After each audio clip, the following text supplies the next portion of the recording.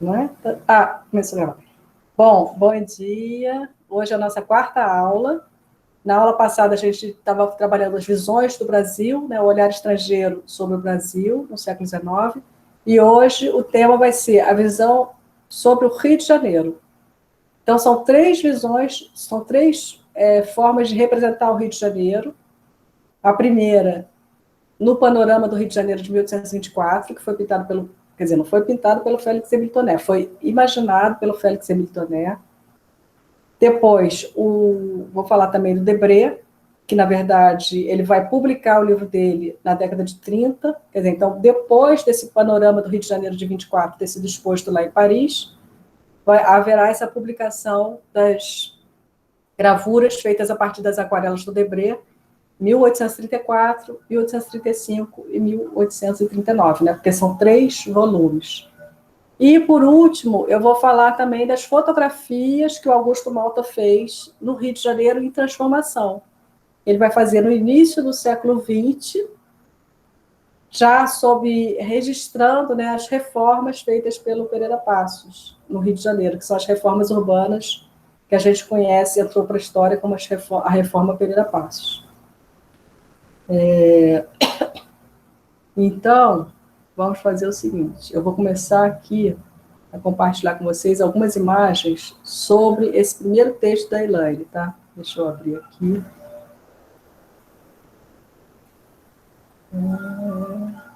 Aqui, peraí. Deixa eu voltar para o primeiro slide. E agora eu vou compartilhar.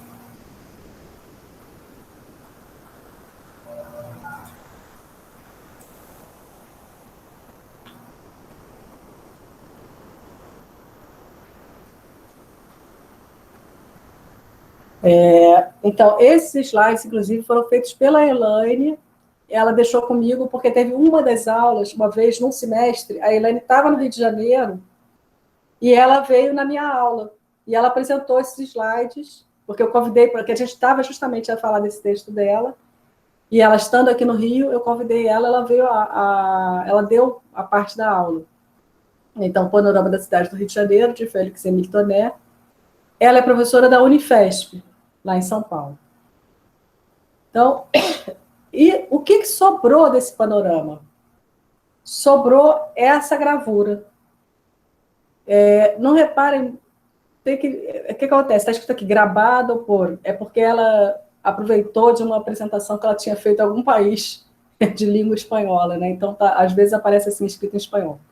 Mas, então, é do Félix Emile Tonet, gravado por Frederic Salater, Rio de Janeiro, panorama de Rio de Janeiro, visto da colina do Castelo, do Morro do Castelo. Água Tinta, Museu Imperial, Coleção Gaia. Então, nessa gravura, é uma reprodução do que foi o panorama. Porém, o panorama mesmo, ele foi feito em grandes dimensões, seguindo o modelo desses panoramas que foram idealizados por esse britânico aqui, Robert Barker. O Robert Barker, ele era um pintor irlandês.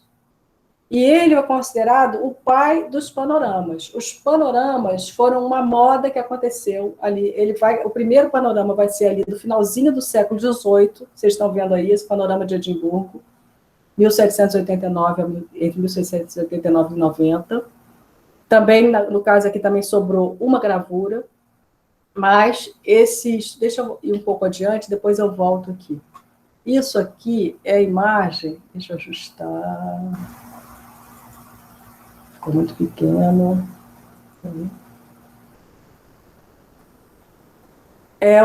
A gente vê como é que é o projeto de um panorama. Para você expor um panorama, você tinha que construir um prédio, tá? Que eram essas rotundas. Então, foi construída uma arquitetura especial para você poder expor esse tipo de pintura. E as pessoas iam entrando, tá vendo aqui, subindo aqui pelas escadas, chegavam num platô, e aí elas viam uma tela toda em volta delas, essa grande tela circular representando a paisagem de algum lugar. E a grande ideia era você ter a ilusão que você tinha feito uma viagem para outro país sem sair da sua cidade. Nesse projeto aqui, a gente vê que até que eles podiam expor 2 panoramas, tá vendo? Um maior e depois tinha um aqui menor. Ó, aqui agora de colorido. E lá no alto tem uma claraboia, então a luz do sol vai entrar, você só podia ir ver esse panorama durante o dia, e principalmente nos dias de sol. É bem curioso, assim, nos anúncios de jornal, às vezes você vê assim, o panorama não pode ficar aberto porque choveu muito, estava muito nublado. Então, assim, aí não funcionava. Você tinha que ter um dia bem ensolarado para você poder realmente desfrutar dessa pintura. Então, agora eu vou voltar aqui no outro slide, em que ele vai falar, o Robert, então, ele vai dizer o seguinte: La nature à coup d'œil, a natureza a golpe de vista.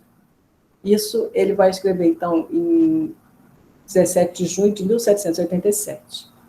A todos aqueles que se fizerem chegar às presentes linhas, que se saiba que a minha invenção, chamada La nature à coup d'œil, quer dizer, ele ainda não chamava de panorama, ele tinha dado esse nome em francês, apesar dele ser britânico. A La nature à coup d'œil tem como intenção, por desenho e pintura, e por uma disposição apropriada do todo, de aperfeiçoar a vista inteira de um país ou de uma situação, tal como esta aparece ao observador quando ele dá a volta sobre ela. Então, ele teve essa ideia, né, de fazer esse tipo de dispositivo em que a pessoa, quando entrasse, ela se sentiria realmente naquele lugar. E, no caso, você não vê a entrada da luz, você não percebe, você disfarça aquilo, onde é que termina a tela, você não vê o final da tela, para você realmente ter a ilusão de que você está ali. Você fez uma viagem, às vezes as propagandas dos panoramas, você tinha que pagar uma entrada para entrar. Eles diziam assim, vá a Atenas sem sair de Paris, porque você ia visitar o panorama da cidade de Atenas, que estava ali em Paris. Então, é como se você fizesse uma viagem sem sair do seu país. Agora, os artistas, eles no início não vão achar, eles não vão gostar, eles vão criticar bastante. Vocês estão vendo aí, só para eu confirmar que vocês estão vendo essa carta do Constable, esse trecho aí? Tá, ok. Então, o Constable vai escrever para um amigo sobre essa vista de Roma, do Robert Barker, que ele tinha visto em 1803. Gênero de pintura que convém à sua concepção artística e seus defeitos não são aparentes. Isto é, desta maneira de pintar a natureza, não se procuram os grandes princípios, nem se espera encontrá-los. E numa outra carta que ele vai escrever em 23, que é essa aqui embaixo, ele vai dizer: essa é uma arte da qual não posso nada dizer, que não tem lugar próprio, é insípida, sem interesse. Eu fui à exposição particular do diorama. O espectador fica num quarto escuro e é muito agradável, e isso transmite muita ilusão. Está fora dos domínios da arte, porque o objetivo aqui é enganar. A arte agrada porque ela faz lembrar, não porque ela engana. O lugar estava cheio de estrangeiros e parecia que eu estava numa gaiola de pios. Ou seja, aqui a gente vê assim, os preconceitos, na verdade, né, que um artista como o John Constable, que era um grande artista lá em inglês, ele vai dizer, olha, isso não tem nada a ver com a arte, isso é pura diversão. E está cheio de estrangeiro, ou seja, era uma atração turística. Quando você ia no outro país, se tinha algum panorama exposto, você poderia ir lá visitar. Quando ele fala assim, eu estava numa gaiola de pios, eu fiquei imaginando que é porque as pessoas entravam lá e ficavam assim, ficavam assim, fazendo essas exclamações, porque você vê, às vezes, existem relatos das pessoas que viam os panoramas que eles ficavam assim, realmente admiradas. Então, eu imagino que é isso, as pessoas ficavam encantadas com aquilo, começavam a falar alto. Uma situação totalmente diferente, por exemplo, você ir no museu, não é? Que assim, o museu teria esse aspecto meio quase que de um templo, uma coisa sagrada, todo mundo tem que falar baixinho, para não atrapalhar os outros. Nesse tipo de espetáculo, não. As pessoas podiam se comportar como se estivesse quase num parque de diversões. Né? Então, por isso que, no início, o panorama ele vai ter essas reações. As pessoas, os artistas vão reagir meio mal. Aqui são alguns exemplos de panoramas feitos pelo Henry Parker, panorama de Constantinopla. E aqui alguns projetos para essas rotundas, né? O Boulevard Montmartre, Boulevard de Montmartre, é um boulevard que existe até hoje lá em Paris. E nesse boulevard foram construídas várias rotundas, vários desses prédios para abrigar os panoramas. Então, não era assim, só tem um panorama sendo exposto. Não, teve um momento que tinha vários panoramas ao mesmo tempo, você podia escolher. A gente pode entender também esse dispositivo do panorama como um dos precursores do cinema, como um dos avós, né, assim, como se fosse... Então, começam a existir várias invenções do século XIX que vão prefigurar o que depois veio a ser o cinema. E, então, assim como você pode ter várias salas de cinema em que vários filmes estão passando, naquele momento havia várias dessas rotundas em que vários panoramas estavam sendo expostos. Agora, uma das características também desses panoramas é que eles funcionavam enquanto estava havendo a exposição. Depois que acabou a exposição, alguns deles, elas poderiam ir para outros prédios, outras cidades, tipo assim, estava fazendo a exposição em Paris, depois podia ir para Toulouse, ou para Lyon, sei lá, para uma outra cidade francesa, ou talvez para algum outro país. Mas, no final das contas, eles não eram conservados. Eles não tinham uma vida longa. Era uma vida daquele momento ali do espetáculo. Então, a gente vai ver que o panorama do Rio de Janeiro, ele não vai existir mais, mas era algo muito comum naquele momento. Sobre esses panoramas, era isso que acontecia. Aqui tem uma descrição que também, de repente, vale a pena a gente ler, sobre como que era a experiência do espectador.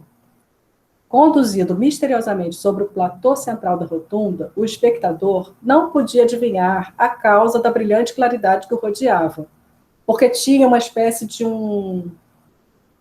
uma forma que aquela luz ali você não via de onde você não percebia a fonte da luz, porque aí você tinha realmente essa ilusão de que você estava diante da natureza.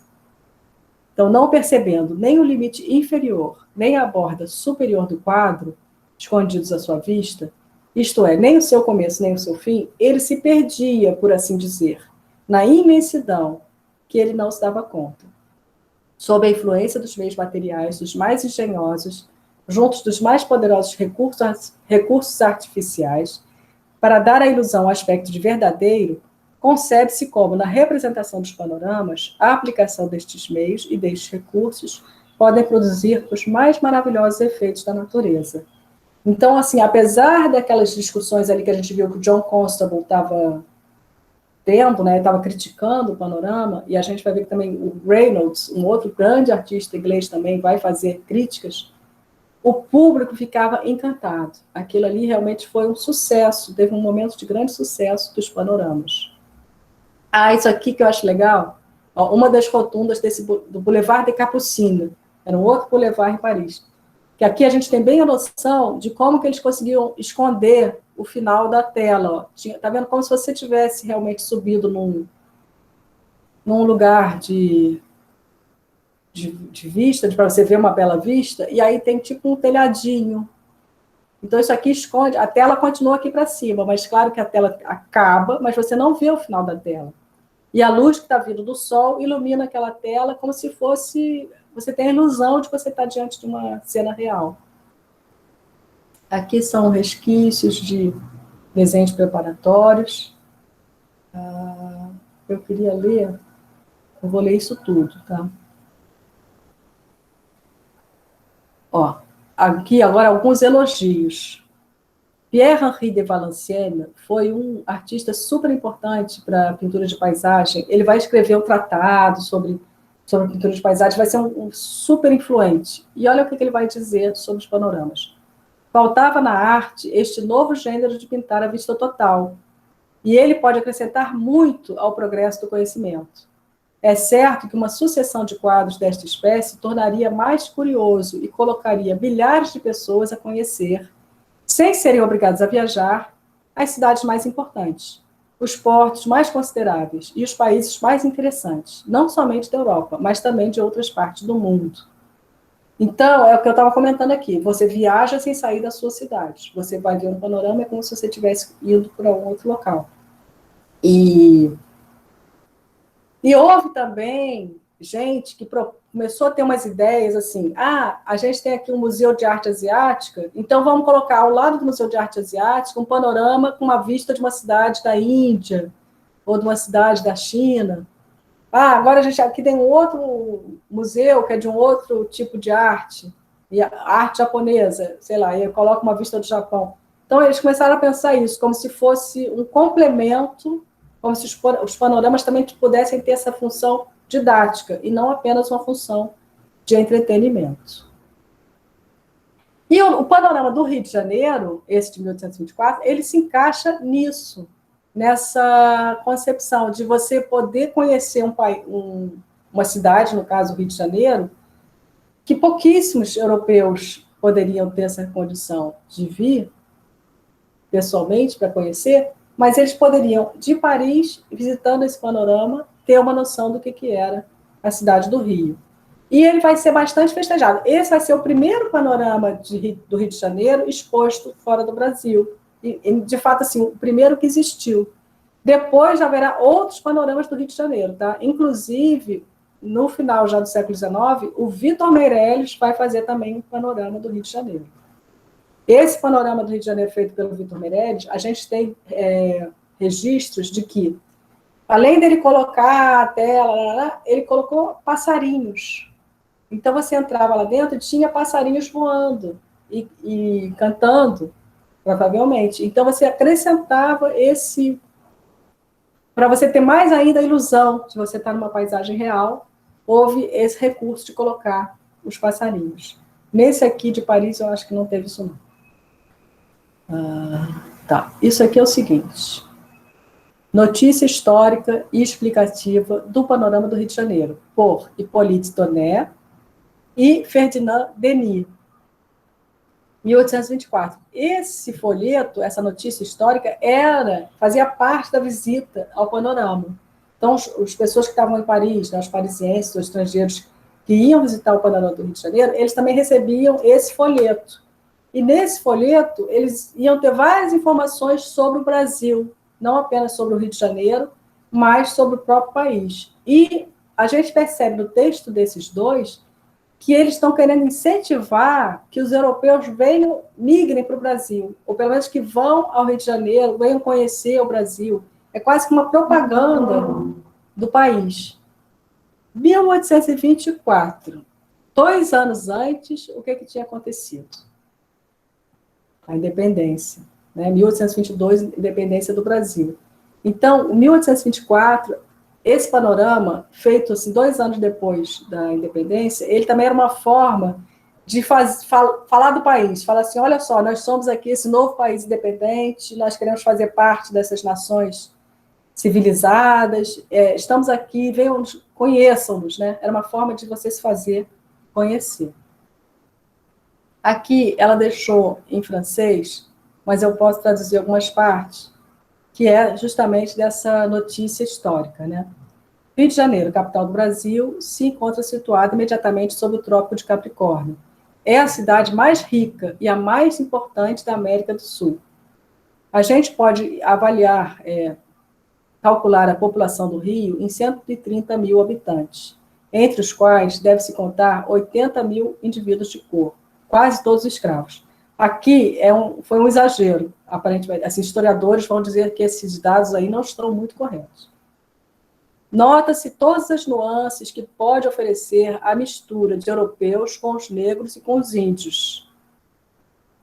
Ou seja, a gente percebe aqui, eles estão escrevendo esse texto lá para os franceses e há uma curiosidade sobre o povo brasileiro. Como que se dava essa formação do povo brasileiro, a gente percebe aqui nesse trecho dessa notícia. E a Elaine, ela vai comentar de umas aquarelas feitas pelo Félix Émile Taunay. Porque o que acontece? Quem pintou o panorama, eu acho que aqui está escrito.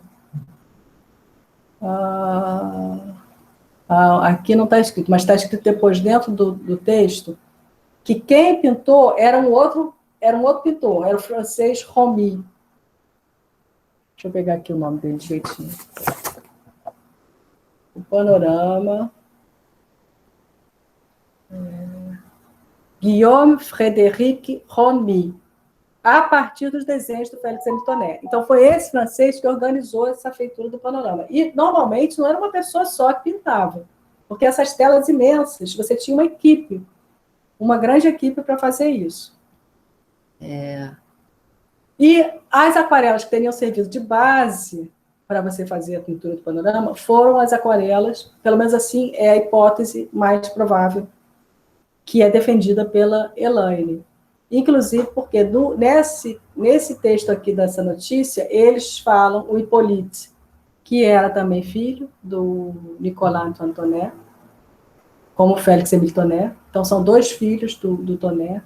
O Nicolas é o que veio com a missão, e ele vem com vários filhos, e a gente tinha comentado já que esses filhos vão ser muito importantes na continuação desses projetos. E o Ferdinand Denis era um outro francês que se torna amigo do Hippolyte Tonet. Os dois vão escrever livros sobre o Brasil, eles se tornam assim, estudiosos do Brasil. E eles vão falar aqui que quem teve a ideia, quem é o idealizador do panorama, foi o Félix Hamiltoné, que foi feito a partir das aquarelas dele. E aqui a gente está vendo algumas dessas aquarelas. Aqui é um detalhe de uma delas, e nesse detalhe a gente percebe que tem o Dom Pedro I, a Leopoldina e José Bonifácio, que seriam os três responsáveis pela independência do Brasil. Então, nesse pedacinho do panorama, era quase que uma propaganda também dessa independência do Brasil. E nas aquarelas, a gente percebe aqui, está muito clarinho, mas vocês devem estar reconhecendo aqui o Pão de Açúcar, e todo esse casario e essas pequenas pessoas. A gente, quando vê esse tipo de representação, a gente lembra, para mim, pelo menos isso faz me lembrar, Paraty, Ouro Preto, é o tipo de casario que a gente tem nessas cidades históricas, né? Só que o Rio de Janeiro continuou crescendo, então poucos prédios desse período, eles vão permanecer. Aqui, se eu não estou enganada, é o Outeiro da Glória, a igreja da Nossa Senhora do Outeiro da Glória.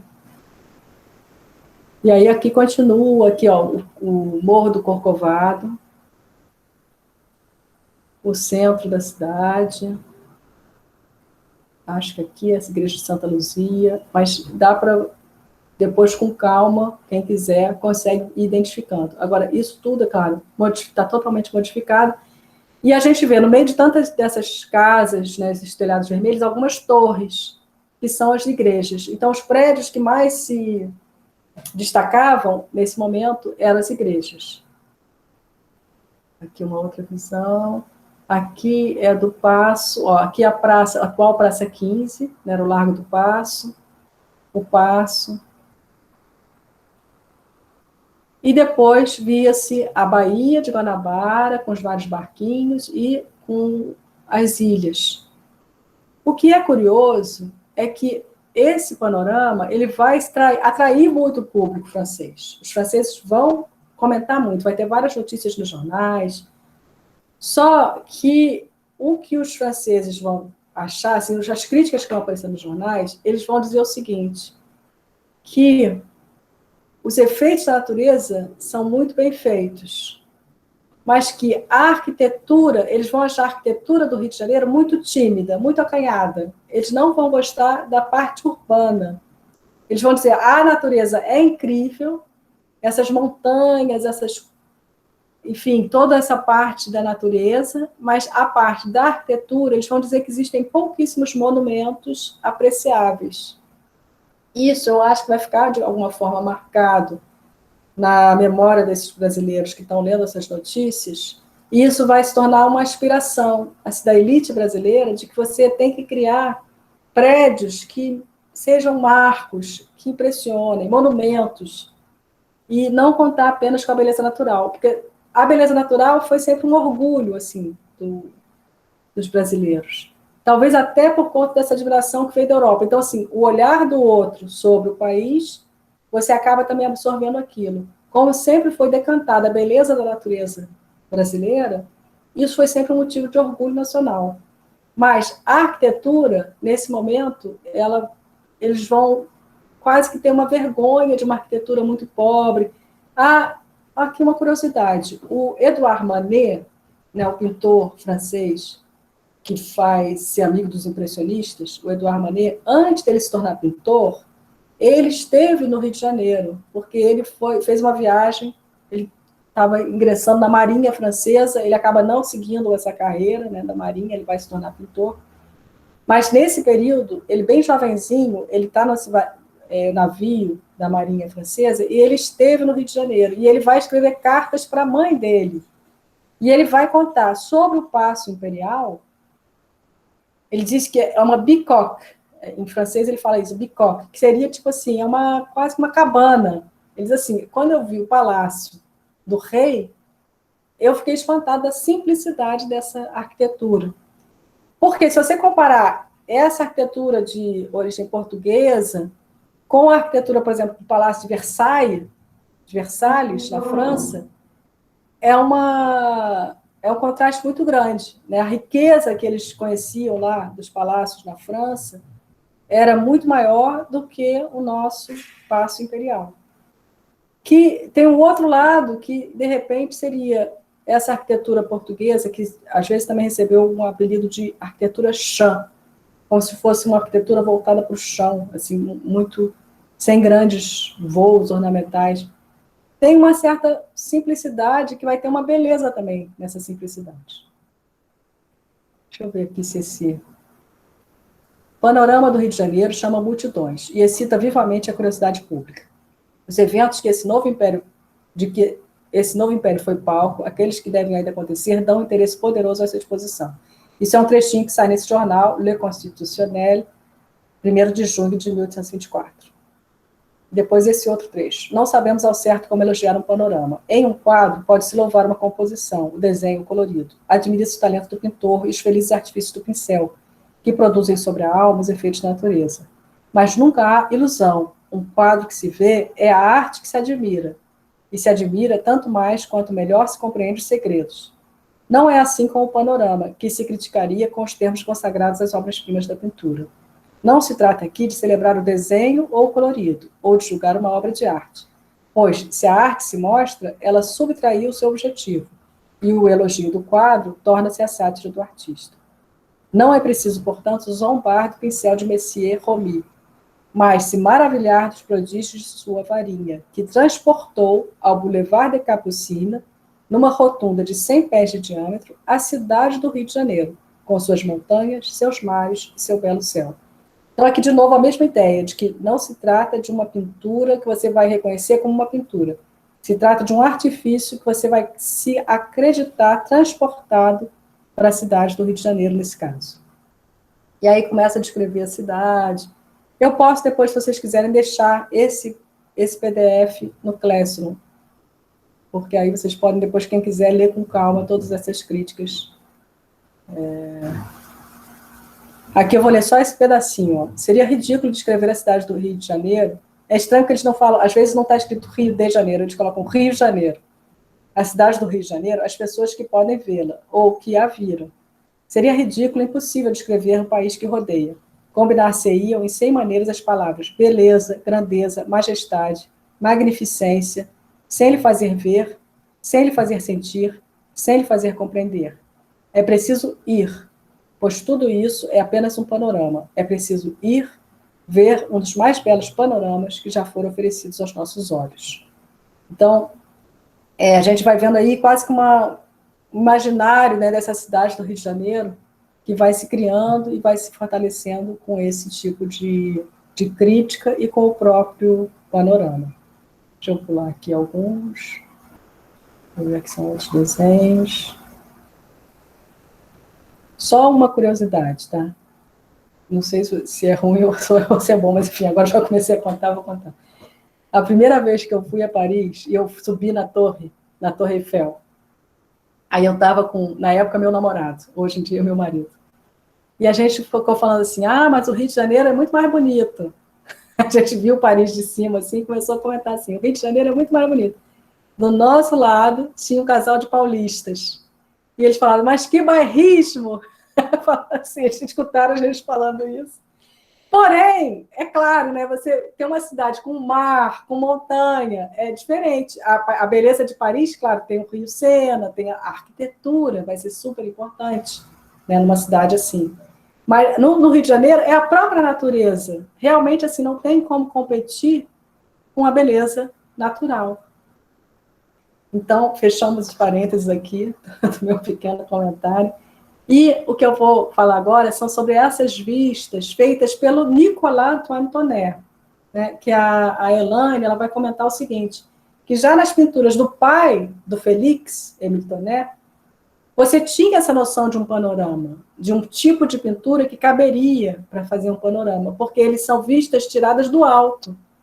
Então, ó, vista da Baía do Rio e do Largo da Carioca, ele está no alto do Morro da Carioca, e aqui também, entrada da Baía da cidade do Rio, do terraço do Convento de Santo Antônio. Está ali no Morro de Santo Antônio, vendo o Rio de Janeiro. Então, já é essa visão como se fosse um panorama. E existe um registro de que o Nicolas Antonet tinha pensado em fazer um panorama de Roma para ser exposto no Rio. Então, assim, quando eles estavam vindo, né, esse grupo da missão francesa vindo para o Rio de Janeiro, sai uma notinha, ó, nesse jornal francês, Journal de Débat, 10 de janeiro de 1816, que diz o seguinte: há 4 dias que o senhor Le Breton, secretário da 4ª classe do Instituto, partiu de Paris com um armador americano para ir ao Havre, onde já chegaram todas as pessoas que compõem a caravana destinada ao Brasil.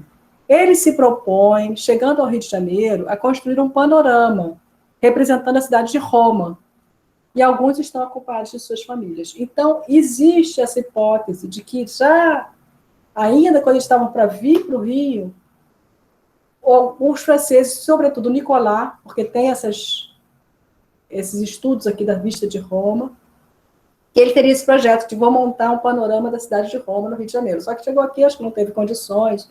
Enfim, isso aí ficou no projeto. Que depois o filho dele vai acabar fazendo o caminho inverso, né? Fazendo o panorama do Rio de Janeiro e expondo em Paris. Isto aqui, acho que não precisa. Vou de novo as aquarelas. Então, eu vou parar de apresentar aqui. Sobre esse texto da Elaine, ela vai entrar em muitos detalhes. Eu não sei se algum de vocês quer fazer algum comentário a partir do que leu, ou a partir do que vimos aqui agora. Se alguém quiser, pode fazer algum comentário, uma pergunta. Eu não acabei não mostrando aqui as críticas, mas depois eu posso encontrar e deixar lá no Classroom essas críticas que eu falei, em que aparece os franceses falando mal da arquitetura do Rio de Janeiro. Existe mais de uma em que haverá isso. As pessoas vão ver o panorama e vão comentar. A natureza é incrível, o homem não conseguiu competir com a beleza da natureza. Assim, a arquitetura ali, o urbanismo da cidade não está condizente, não está à altura dessa beleza natural. Isso me parece bastante importante quando a gente for ver a reforma Pereira Passos, tá? Que vai ser quando a gente trabalhar aqui, falar aqui das fotografias do Augusto Malta. Agora, vamos começar a falar um pouquinho do Debré. Tá? Então, a gente viu essa produção desse panorama.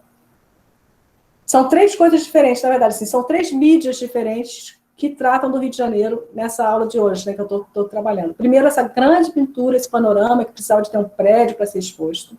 Agora, a gente vai mostrar as gravuras feitas a partir das aquarelas do Debré. Então, aí vira uma publicação, o livro, né, da viagem pitoresca histórica ao Brasil. E depois, as fotografias do Augusto Malta, que vão ser transformadas em cartões postais. Então, são 3 formas diversas, mas que estão produzindo imagens sobre o Rio de Janeiro e criando debates sobre a própria cidade e o que se queria como cidade do Rio.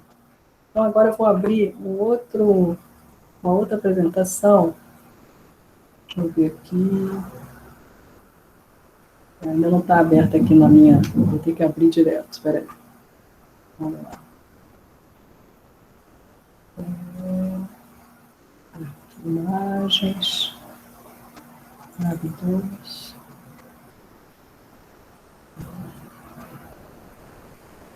Esse aqui. Peraí, já daqui a pouco eu vou conseguir compartilhar a janela.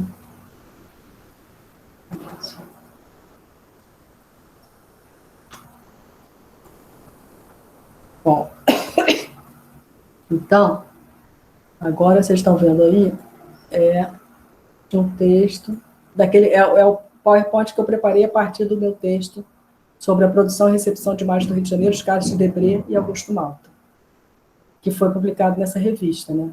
VIS, do Programa de Pós-Graduação em Arte da UNB, lá de Brasília. E eu comecei esse texto falando de uma exposição, isso aqui é a capa do catálogo dessa exposição, que se chamava O Rio de Janeiro de Debré, coleção Castro Maia, que aconteceu no prédio dos Correios. E nessa exposição, eu fui com uma turma de alunos do curso, né, de História da Arte. E estava lotado, estava lotado. Essa foto aqui, não fui eu que tirei, essa foto é uma foto promocional da exposição, porque seria impossível tirar uma foto assim, porque estava cheio de gente na frente de todas as aquarelas. O que foi um recurso interessante foi eles ampliarem alguns detalhes dessas aquarelas e fizeram esses grandes painéis, né? Então, isso aqui, na verdade, é um desenho diminuto, isso aqui foi uma ampliação fotográfica. E na sala, eles também tinham várias lupas, que você podia pegar essa lupa e ir ver com a lupa os detalhes das aquarelas do Debré. Então, isso foi muito, muito bacana, porque a gente via, assim, a forma como o Debré captou o gestual, as poses das pessoas nas ruas, são aquarelas muito da vida da cidade, né, da vida urbana, muito movimentada, cheio de gente nas ruas. Ele captou, não agora aquela paisagem da natureza, mas ele vai nos detalhes que para ele são detalhes pitorescos. É tudo que para um estrangeiro era exótico, era diferente. Isso que vai atrair a atenção, o olhar do Debré. Lembrando que a maioria dessas vistas urbanas, elas vão compor o segundo volume do livro dele. Porque o livro Viagem Pitoresca e Histórica ao Brasil, ele vai se compor de 3 volumes. Tá? E, na verdade, assim, no início, lá em Paris, ele vai publicar em fascículos, e no final ele vai agrupar nesses volumes. O primeiro volume era sobre os índios, e no segundo volume é que ele vai falar da vida urbana da cidade do Rio. E nessa exposição, né, o Rio de Debré eram justamente as aquarelas que serviram de base para esse segundo livro. Lembrando que ele vai escolher algumas, não são todas as aquarelas que ele fez que vão se tornar litos, tá? Ele vai fazer uma certa seleção. Nessa exposição, eu acho que tinha mais, foi umas 120 aquarelas. Nessa exposição aqui tinha 120 aquarelas do Debré, que era uma seleção das mais de 500 obras que pertencem às coleções Castro Maia. Então, vamos continuar aqui. Aí aqui são algumas das aquarelas. Então, essa era um velho que vai pagar uma promessa, entrando na igreja, carregando aqui as velas. Olha quantas velas ele vai acender. E a gente percebe sempre nessas aquarelas do Debré que ele tem uma cena principal, no caso essa aqui, em que esse senhor está sendo aqui ajudado, né, por essa mulher, por esse rapaz, mas depois você vai tendo outras cenas secundárias. Lá no fundo, olha, repara aqui, uma pessoa pedindo esmola, recebendo uma esmola, aqui esses 2 sacerdotes conversando, aqui esse outro grupo entrando na igreja também para pagar alguma promessa. Então ele vai compondo. E isso eu comentei no texto, que eu tinha visto uma outra exposição, que foi feita em 2008, também com as aquarelas do Debré, só que dessa vez era uma exposição com a curadoria do Júlio Bandeira. O partido que ele tomou, né, as escolhas que ele fez para a exposição, foi assim, tinha umas mesas, e nessas mesas, vitrines, você via vários desenhos que o Debré tinha feito realmente nas ruas, só que eram muito mais simples e menores. E depois você tinha a aquarela, que ele faz a partir, como se fosse uma colagem dessa observação. Então, se num primeiro momento, assim, a ideia que ele quer passar é que ele viu essa cena aqui, né? Essa cena estava ali diante dos olhos dele.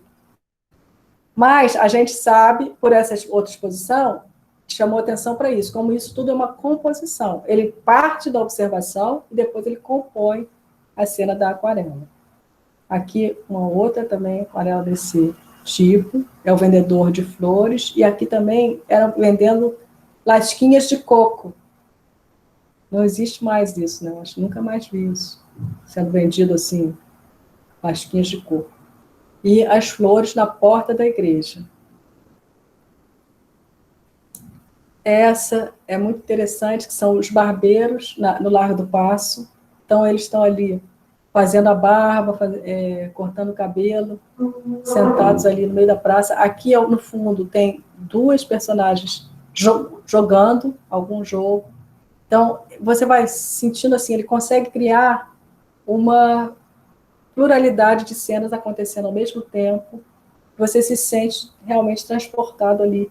E ao longe você vê todos os navios, né? Isso aqui era na atual Praça 15. Aqui são as negras cozinheiras vendedoras de angu. Então elas estão ali também no Largo do Paço, vendendo angu. E eu acho bem curiosa, esse detalhe aqui, essa que está com dor de dente e colocou uma faixa. E aí o que acontece? Nessas ilustrações todas que ele vai fazer, os protagonistas vão ser os negros, livres ou escravizados, que andavam, que eram os habitantes da rua. Assim, as ruas do Rio de Janeiro, tem várias descrições assim, que as mulheres, por exemplo, as mulheres brancas, né, as burguesas e tal, elas não podiam assim, sair à vontade nas ruas. Só quando tinha assim, para ir à igreja, tinha que ter assim, no dia que tinha uma missa, uma solenidade, aí você via essas moças, né? Mas no geral não. Então a cidade era tomada pelos, às vezes também, negros de gangue, quer dizer, eram escravizados que saíam às ruas para vender produtos também para o seu senhor. Aqui vocês estão reconhecendo, né, gente, o chafariz do mestre Valentim. Essas aquarelas, como eu disse, na exposição de 2015, ou 2015? Aqui. Acho que foi sim, 2015. Estava lotada essa exposição, lotada. A de 2008 também. Então, sempre que vão ser expostas essas aquarelas, o público vem em peso para conferir. E eu comento no texto que isso já vem, não apenas nas exposições, mas também em jornais. As aquarelas de Debré vão ser usadas. Ó. Esse aqui é um jornal de 1948. E para a Festa do Divino, aí coloca uma aquarela do Debré. Carnaval Carioca, esse é um jornal de 1950. Falando desse carnaval antigo, do Rio Antigo, coloca o Debré. Nos livros também das escolas, essas aquarelas começaram a aparecer muito como uma imagem do Rio Antigo. E muitas vezes também servindo para cineastas, ou assim, às vezes novelas de época, né, na televisão. Essas gravuras, essas aquarelas que depois dão origem às gravuras, que vão estar no livro, elas vão servir como uma fonte também de informação. Então, aqui, as primeiras imagens que eu estava mostrando eram as aquarelas. Aqui já são as litos. Então, são a litografia feita a partir da aquarela. A maior parte dos livros, eles não estavam coloridos, tá? Foram poucos exemplares que tiveram essas gravuras coloridas. A grande parte, eles eram simplesmente as gravuras em preto e branco. Então, aqui a gente vê a produção em francês, né? Viagem pitoresca histórica ao Brasil, ou estadia de um artista francês no Brasil, desde 1816 até 1831, inclusive. Então, o nome todo do livro era esse aqui. E porque o Debré chega no Rio em 1816 e em 1831 ele vai voltar para a França. Então, é durante esse período aqui que ele vai fazer as aquarelas e que depois ele vai contar no livro dele. E há diversas imagens que mostram isso aqui, por exemplo, punição dos fugitivos, o colar de ferro. E esse tipo de representação vai incomodar a elite brasileira lá no século XIX. Porque o que acontece? O último volume é publicado em Paris pelo Debré em 1839. Tá? Então, o primeiro é 1834, depois em 1835, 1839, o terceiro volume. A primeira edição em português ela é de 1939, tá? 100 anos depois. Quando eu ouvi isso, eu fiquei assim, caramba, demorou 100 anos para ter uma edição em português aqui no Brasil. Por que será isso? Mas, como eu digo lá no texto, eu não sou a primeira que fiquei espantada com isso. Teve nessa edição aqui, o Ferri, que foi o que organizou essa edição, ele também vai comentar isso, que demorou 100 anos para sair uma edição brasileira, e ele diz, isso foi devido a uma reação negativa da elite brasileira da época, do Debré, a essa publicação. Eles não ficaram satisfeitos. Fala aí. Foi o IHGB, não foi? É. Isso, exatamente. Instituto Histórico Geográfico Brasileiro, que foi criado em 1838. Eles vão fazer uma análise dos volumes. E eles vão gostar do primeiro. O primeiro volume, eles vão falar bem. O primeiro volume era só os índios. Quando chega no segundo volume, eles vão criticar, dizer que o Debré está fazendo uma caricatura do Brasil, está fazendo um exagero, e o que a gente percebe é que eles não vão ficar satisfeitos. Isso aqui é uma coisa bem interessante. Eu vou voltar a falar isso da crítica do IHGB, mas isso aqui é um exemplo, isso aqui é uma noticiazinha no jornal de 1825, Diário do Rio de Janeiro, 7 de julho de 1825. E é um anúncio, na verdade. Ele diz, um naturalista que pretende fazer uma viagem ao interior do Brasil. O que era um naturalista? Eram esses cientistas, né, que vão estudar a flora, a fauna, são os cientistas, essas expedições científicas. E ele quer fazer essa expedição, ele quer ir para uma viagem ao interior do Brasil. Um naturalista precisa, para companheiro de viagem, um pintor que entenda de desenho. Quem estiver nas circunstâncias de o acompanhar, pode dirigir-se à Rua da Ajuda, número 33, onde mora o senhor Debré, pintor francês, que aí achará as informações precisas. Então, esse naturalista não disse o nome dele, mas ele disse, quem estiver interessado, pode ir lá com o senhor Debré, se apresenta lá, que depois eu vou já ter uma entrevista, não sei, uma conversa para escolher quem poderia acompanhá-lo. Isso eu coloquei aqui porque o Debré, ele vai dizer no livro dele que ele resolveu publicar esse livro porque os estrangeiros que vinham ao Rio e que viram essas aquarelas disseram para ele que era importante ele publicar, que isso seria interessante para o público europeu. Que, na verdade, o Debré não estava mostrando isso para os brasileiros. Ele tinha vindo com a missão francesa para fazer o quê? Para criar a Academia de Belas Artes, né, que antes tinha outro nome, que era Escola de Artes e Ofícios, enfim, tem toda essa nomenclatura, esse projeto da instituição de ensino que vai se modificando, mas ele era um desses que veio para formar artistas no Brasil. E, além disso, também para ser um artista da corte, ou seja, fazer o retrato de Dom João VI, fazer a coroação de Dom Pedro I, e fazia os quadros que representavam esses momentos importantes, né, da história do Brasil, da corte. Isso era o que ele estava fazendo oficialmente, era o que ele estava fazendo para os brasileiros. Paralelamente, ele começou a fazer as aquarelas, e ele diz que foram os estrangeiros que passavam pelo Brasil, que ele mostrava essas aquarelas, e que disseram, olha, isso aqui vale a pena você publicar, na França. Então, assim, o público que ele estava querendo atingir não era o brasileiro, era o público francês. Porém, ele vai, de qualquer maneira, enviar exemplar de presente para o Dom Pedro II. E aí, o Jacques Lénard, que é um estudioso francês, ele vai comentar que o Dom Pedro II ainda era uma criança. O Pedro II ele nasce em 1825. Tá? Então, em 1835, ele teria 10 anos. Mas, na verdade, ele nasce em dezembro de 1825. Então, durante o ano todo de 35, ele teria ainda 9 anos. Em 34, ele teria 8 anos. E, em 38, quando é criado o Instituto Histórico e Geográfico Brasileiro, esses volumes vão ser analisados por uma comissão, que tem que dar o parecer.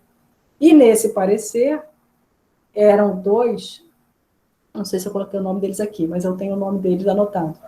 Eles vão criticar, dizer justamente isso, que como eu estava comentando, que há uma caricatura, que não é fiel à verdade. Uma das estampas que eles vão criticar é essa aqui, que é o passeio de um funcionário.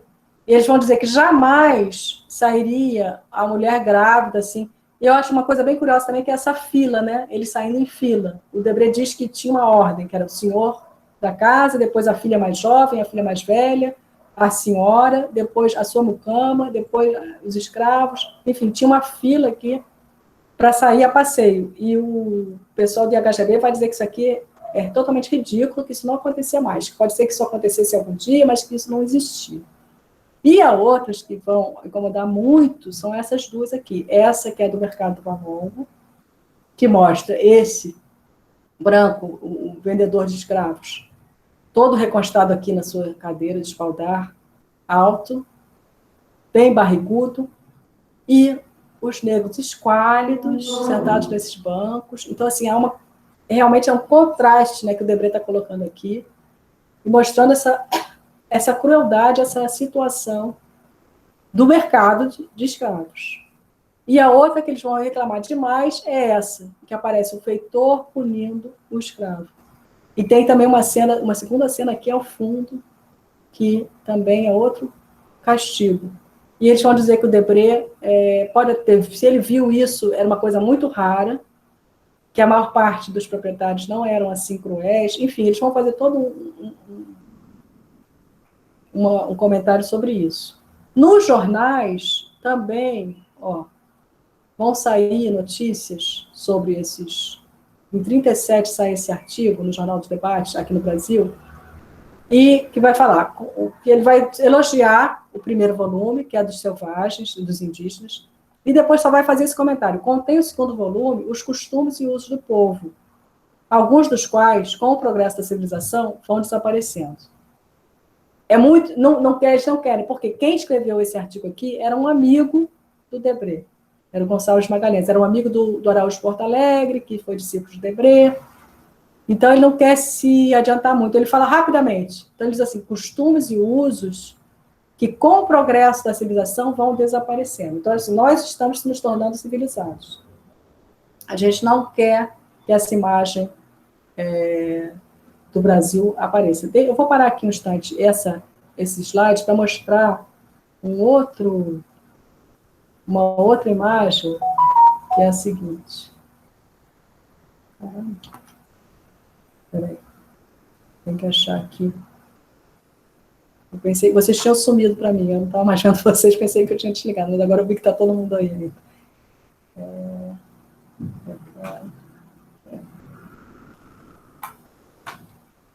Essa aqui. Pronto, agora eu vou compartilhar. Essa aqui.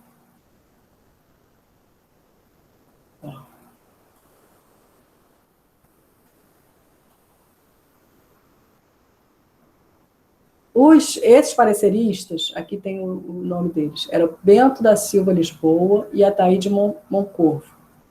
Eles vão dizer o seguinte, para fundamentar essa crítica, eles vão dizer o seguinte, bem diferente é o desenho que apresenta a senhora Graham nas suas viagens ao Brasil, pois que é feito com seriedade e veracidade.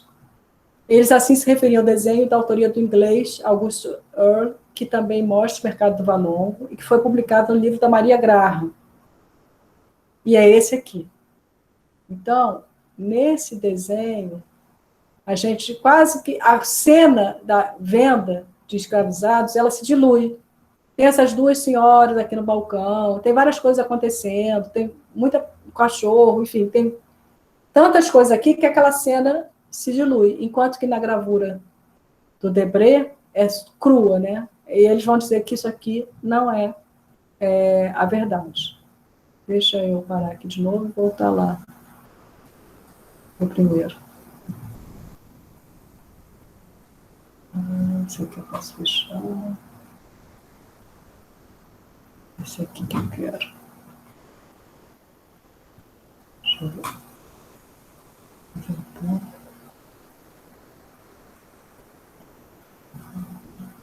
Esse aqui. Então, aqui, voltei para aqueles meus slides anteriores que estava mostrando aqui esse jornal dos debates.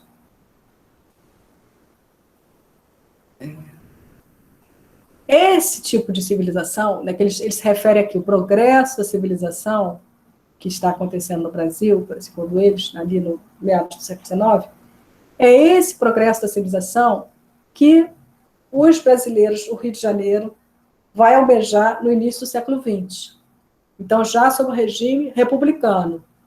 Né? Então, a gente já não está mais no Império, já houve a proclamação da República, mas a gente vai ver nessas fotografias do Augusto Malta, essa aqui, por exemplo, que é a Avenida Central, Rio de Janeiro, não está dando para 15 de dezembro, não está dando para ver o ano, mas pode ser 1906, porque essa construção da Avenida Central vai se prolongar.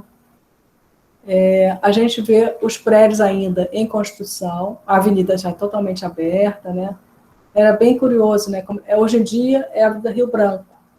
Olha como é que era. Esse aqui, ela se chamava Avenida Central. As pessoas andando tranquilamente, tinha algumas dessas carros puxados por cavalos, né? E no meio esses postes, as luminárias de luz. E depois ficou impossível, né, de você manter isso. Mas essa arquitetura toda desse período, que vai ser justamente essa reforma do Rio de Janeiro, que era a capital do Brasil, e que o governo republicano vai criar essa nova cidade como um símbolo dos novos tempos, é que eles estavam querendo dizer, olha, agora nós somos um país civilizado. E, na verdade, esse país civilizado para eles era o quê? Era se tornar mais europeizados. E a imagem que vai servir de modelo é a cidade de Paris. E nos jornais, na época, eles vão falar, nós queremos uma Paris nos trópicos. O Rio de Janeiro vai se tornar como Paris. E isso vai ser tipo um cartão postal da cidade, para mostrar que nós somos civilizados. Aqui era uma outra foto dele, que é do Teatro Municipal. O Teatro Municipal, que vai ser baseado na Ópera de Paris, a Ópera Garnier, que era o teatro lá mais importante em Paris. Então, é como se o Municipal fosse uma miniaturazinha daquele teatro francês. Tem uma coisa também que eu acho bem curiosa, é o seguinte, nas cidades coloniais, quando você tem a praça principal da cidade, qual é o prédio mais importante? É a igreja. Aqui, quando eles fazem essa reforma do Rio, a praça central da cidade, né, hoje em dia a gente chama Cinelândia, era a Praça Marechal Floriano Peixoto, o prédio principal é um teatro.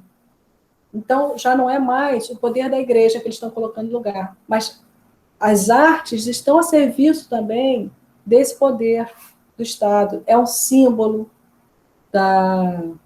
no caso, da tão proclamada civilização. Aqui já uma outra imagem da Avenida Central, com os prédios já todos terminados, concluídos. Aqui também. Essa imagem eu acho bem curiosa. São todas fotografias do Augusto Malta. Porque vocês estão vendo aqui no meio, esse grupo, 2 casais passeando. As 2 senhoras no meio, os 2 senhores, um de cada lado. Era bem tipo assim, conforme a etiqueta mandava. Os homens protegendo as moças. Mais uma aqui, o teatro, aparentemente num dia de chuva. E os prédios, né, toda essa arquitetura, que sobraram alguns, né, muitos foram depois postos abaixo. Mas aqui nessas imagens a gente pode ver como era essa Avenida Central, que às vezes você vê rapidamente, você também poderia pensar que é Paris, ou Buenos Aires. Eu nunca mais encontrei essa caricatura, mas uma vez eu vi uma caricatura, que é antes do Rio de Janeiro passar por essa reforma, que eram 2 senhoras uma representando Buenos Aires e a outra representando o Rio de Janeiro. Buenos Aires está toda linda, maravilhosa, super bem vestida. E o Rio de Janeiro está tipo mendiga, assim, a roupa toda rasgada. E era para dizer, o Rio de Janeiro está precisando, não existia essa expressão, mas um banho de loja. E era um pouco essa noção que eles queriam, que Buenos Aires já estava linda e que o Rio de Janeiro tinha que também ser uma capital na América do Sul, tão bonita quanto Buenos Aires. Então, há essa intenção desse embelezamento, mas junto com esse embelezamento há um discurso do saneamento. Então, quando eles abrem essas avenidas, seria também para arejar, para que o ar circulasse. Não esqueçamos das epidemias que estavam acontecendo e que hoje em dia a gente volta a ter tudo isso. Né?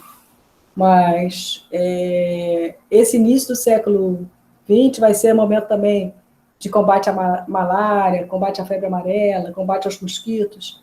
E, então, há essa ideia também de um projeto de saúde, que seria abrir essas vias para que o ar circulasse na cidade. E aqui, ó, essa foto está muito boa, porque essa foto é feita a partir de um livro, então está um pouquinho distorcido. Mas são as moças na exposição de 1908. Então, é realmente assim, a classe mais alta, né, tomando conta das ruas da cidade.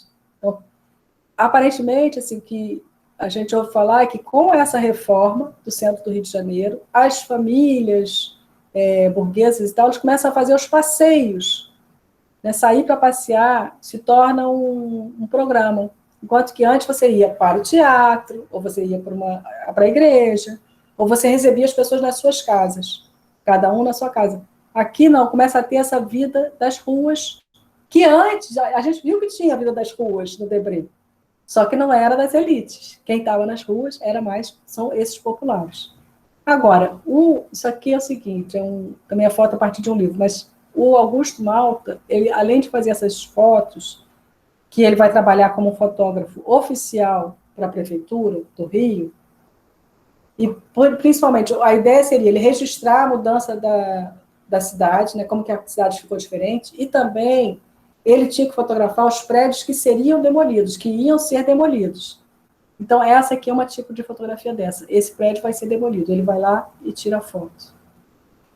Aqui, ele também vai estar fotografando a cidade quando está na buraqueira, né? Quando está ali sendo ainda em transformação. E essa aqui, olha só, tem um garotinho lá, encarapitado lá no alto já em ruínas, a casa, e ele começa a captar isso, assim, personagens, os habitantes da cidade. Essa aqui é muito curiosa, ó, Rua Espírito Santo, 1906. O que acontece? Esses númerozinhos aqui, 22, 20, 18, era provavelmente também prédios que iam por terra, que seriam demolidos. Mas quando ele chegava lá com a máquina fotográfica dele, juntava um monte de gente para tirar fotografia. Existem duas versões sobre isso. Uma é que, quando os proprietários percebiam que o Augusto Malta estava tirando foto e que era para aquele prédio ser demolido, eles começaram a agredir o Augusto Malta. Então, era como se ele, para ele escapar disso, ele chegava e falava assim, vamos tirar um retrato. E aí, junta as pessoas na frente da casa para tirar o retrato, mas no fundo ele está querendo tirar retrato dos prédios atrás.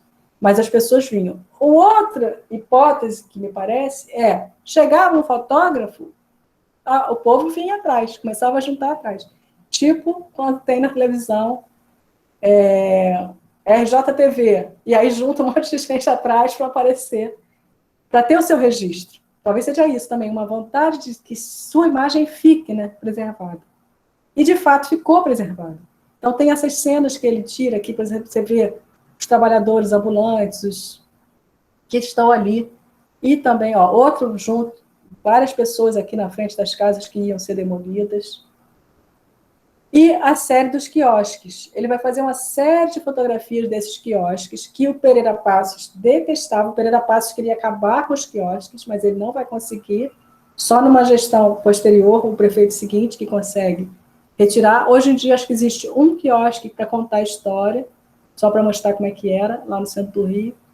Mas nesses quiosques era um comércio bem popular. E juntava as pessoas ali para beber, para comer um lanche. E o que dizia o prefeito, né, e as pessoas que estavam envolvidas com a reforma, que isso aqui ficava uma sujeira danada, que todo mundo jogava o lixo no chão, e que isso era uma barbaridade, que por isso que tinha que acabar. E quando o Augusto Malta tira essas fotografias, então, não seria porque ele estava achando isso interessante, seria mais como um registro daquilo que tem que acabar. O Augusto Malta ele teria sido abraçou realmente esses ideais ali da prefeitura da época e dessa elite que queria transformar a cidade, queria civilizar, entre aspas, a cidade. Mas, ao fazer isso, ele registrou as pessoas, os populares, as pessoas super à vontade ali, em cenas que lembram, às vezes, também as cenas das ruas que o Debré registrou. Então, me parece assim que essas imagens acabam sendo muito interessantes para a gente hoje em dia, não com a mesma ideia que tinha na época o fotógrafo, mas com o olhar de hoje, a gente perceber como é que era esse rio que depois foi transformado. Deixa eu parar aqui essa apresentação. E a gente viu, assim, que dessas 3 formas, né, de representar o Rio de Janeiro, e os discursos que vão acompanhando esse percurso, tem alguma coisa que permanece, que é essa comparação com a Europa, o tempo todo, o Rio de Janeiro se comparando com cidades da Europa, inclusive os franceses que viram o panorama de 1824, eles vão dizer assim, esse eu não cheguei a comentar, as cidades europeias, elas têm um interesse muito grande por serem cidades históricas. A cidade de Roma, por exemplo, você vai ter ali o Coliseu, você vai ter as ruínas do Fórum Romano, você vai ter histórias lá desde os antigos romanos até os monumentos do Barroco, enfim, você vai ter toda uma grande história contada na arquitetura da cidade. Enquanto que o Rio de Janeiro não tinha essa história contada na sua arquitetura, ela era admirada pela natureza, pela paisagem. Hoje em dia a gente sabe que essa arquitetura do período colonial é importantíssima, já é a nossa história, mas para os europeus, eles achavam aquilo ali muito recente, não seria ainda algo histórico, de valor histórico. Depois, a gente vê a recepção das gravuras do Debré pelos brasileiros da época, seus contemporâneos, que eles não vão gostar, eles vão criticar, porque eles, me parece que, na verdade, eles estão incomodados com a imagem do Brasil de não ser esse país civilizado, não ser um país como os países europeus. Né? Porque o Rio de Janeiro seria assim, o espelho do Brasil inteiro. E depois, nas fotografias do Augusto Malta, todas essas fotografias da Avenida Central, dessa novo Rio de Janeiro, que é um Rio de Janeiro afrancesado, isso vai ser super bem recebido pelos brasileiros e também pelos europeus. Assim, vai ter os cartões postais que ele vai fazer, que vão circular, e até hoje eles são muito... Tem colecionadores que vão procurar esses cartões. Né? Na internet a gente vai ter vários sites que têm essas fotos do Augusto Malta, e também fotografias do Marc Ferrez, que eu não comentei aqui, porque eu tinha focado só no Augusto Malta, mas é contemporâneo a ele, tem outro fotógrafo que é o Marc Ferrez, e vai ser também super importante para registrar esse momento aí da reforma do Pereira Passos. Então, a gente percebe que essa comparação com a Europa vai ser uma coisa constante, né, ao longo do século XIX e depois, ainda no início do século XX. Esse anseio por se aproximar da Europa vai ser bastante presente na hora dessa reforma. Esse anseio vai marcar toda a arte brasileira desse período.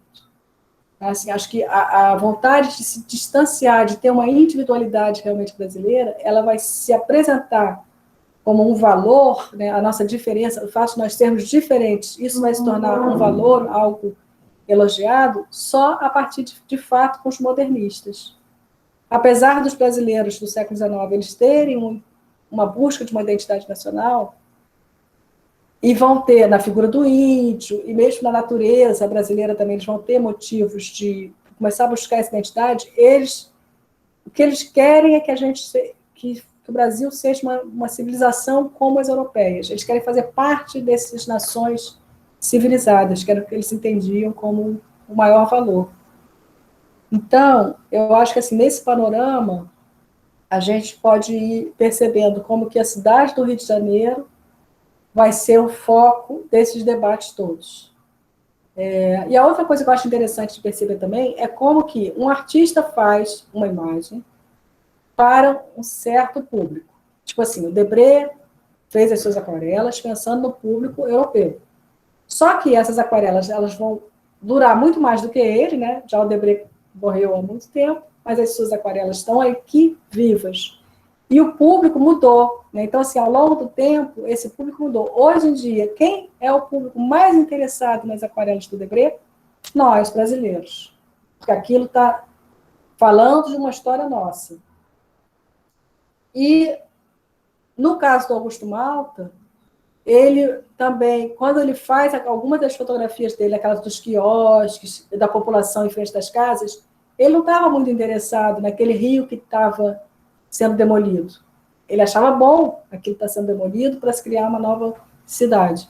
Mas, hoje em dia, a gente pode olhar de novo para aquelas fotografias dele, que tem as pessoas andando na cidade, as pessoas em volta dos quiosques, e perceber também um valor naquela fotografia que registrou um momento. Então, assim, a obra parece que ela tem uma vida mais longa do que a própria intenção do artista. O artista tem uma intenção na hora que ele produz aquilo ali. Mas a obra acaba se tornando independente dele, acaba atingindo outros públicos, acaba ganhando outros significados, né, ao longo da história.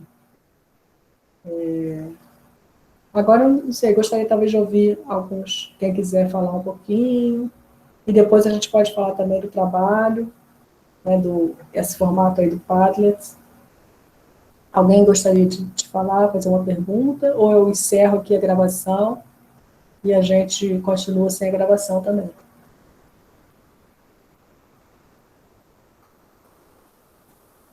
Érica, quando você tinha comentado, né, de HGB e tal, você queria acrescentar alguma coisa sobre isso? Não, era só um comentário, porque do texto, de ter achado interessante que o IHGB simplesmente barrou a publicação do livro, e durou uns 100 anos até a gente poder ter acesso a essa versão da história, ou esse olhar que o Debreté compartilhou, assim. Tipo, porque até então parecia que não tinha tipo, essa demora de 100 anos. Aí só para registrar que foi por conta do Instituto H Histórico Geográfico Brasileiro, que simplesmente, porque foi uma coisa que eu aprendi em historiografia do Brasil, não sei se eles não estão tendo, né, mas na época eu fiz adiantado. Então, eu tive essa consciência da influência do IHGB no período, e como ele foi importante para a construção histórica nacional e da identidade de como a gente conhece o Brasil. E que a influência foi simplesmente falar assim, não, então a gente não quer que as pessoas saibam que existe essa visão do Brasil, a gente quer, inclusive, ver tudo limpinho, que é o que Augusto, limpinho, né? Que é o que Augusto Malta faz, né, visualmente. A mesma reforma do Pereira Passos de limpar as ruas foi o que ele fez nas fotos, assim. Eu lembro que o texto tinha muito essa interpretação, enfim. Isso. Só um comentário. Quando chegou o carnaval, o povo invadiu a Avenida Central. Tipo assim, não teve, entendeu? Tipo assim, você pode ter o projeto que você tiver, de que aqui não vai ter mais, só vai estar a elite aqui nessa parte. Mas era a riqueza do Rio de Janeiro, com as festas populares e tal, e o povo veio para fazer o carnaval na avenida. Né? Então, para a gente também perceber assim, que às vezes parece assim, esse projeto, então, estragou o Rio de Janeiro. Existem as reações também, né? Como que as coisas já... Tudo está em movimento, né? Até se chegar a um novo entendimento do que seria desejável. São sempre projetos para o Brasil, né? Qual é o projeto que eles tinham para o Brasil? A gente, na próxima aula, a gente vai falar desse projeto civilizatório do Império Brasileiro. Então, são sempre assim, você imaginando qual é o país que você quer e criando as imagens desse Brasil. No caso, no Pereira Passos, é como se assim, vamos criar a modernidade a golpe de marreta. Então, assim, a gente vai transformar aqui a paisagem urbana e isso vai transformar o país. Mas não é assim, né? Assim, de alguma forma, claro, a arquitetura ela vai ter uma influência, mas como que as pessoas vão usar essa arquitetura, o arquiteto também não vai poder prever tudo. Bom, eu acho então que agora eu vou interromper essa gravação e a gente continua falando um pouquinho do trabalho e de outras coisas que não interessa, não precisa ficar aqui gravando. Então, deixa eu parar aqui.